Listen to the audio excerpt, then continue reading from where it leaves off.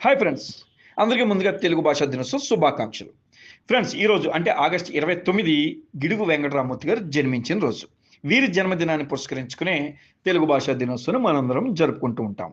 ఎందుకనంటే ఫ్రెండ్స్, ఆ రోజుల్లో ఇంట్లో మాట్లాడుకునే భాష వాడుక భాష, బడిలో బోధించే భాష గ్రాంధిక భాష. ఫ్రెండ్స్, గ్రాంధిక భాష అంటే ఆ రోజుల్లో పాత సినిమాల్లో రాజులు, రాణులు, దేవుళ్ళు, దేవతలు మాట్లాడుకునే భాష. ఈ భాషలో పాఠ్యాంశాలు బోధిస్తే అందరూ బెంబేలెత్తిపోయారు. స్కూల్స్‌కి వెళ్ళటానికి, తెలుగు నేర్చుకోవడానికి భయపడ్డారు.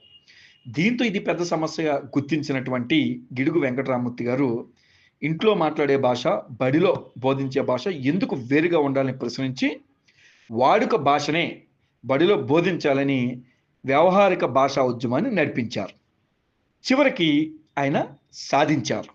ఫలితంగానే ఇంట్లో మాట్లాడే భాష, బడిలో బోధించే భాష ఒక్కటిగా మారింది. ఇలా తెలుగు భాషకు విశిష్ట సేవలు అందించినందుకు గాను 1966లో ఆంధ్రప్రదేశ్ ప్రభుత్వం వీరి సేవలు గుర్తించి ఆగస్టు 29 వారి జన్మదినాన్ని పురస్కరించుకుని తెలుగు భాషా దినోత్సవాన్ని అధికారికంగా ప్రకటించడం జరిగింది. అప్పటి నుంచి మనందరం ప్రతి ఆగస్టు 29 వారిని స్మరించుకుంటూ తెలుగు భాష ఔన్నత్యాన్ని, గొప్పదనాన్ని వర్ణించుకుంటూ తెలుగు భాషా దినోత్సవాన్ని జరుపుకుంటున్నాము.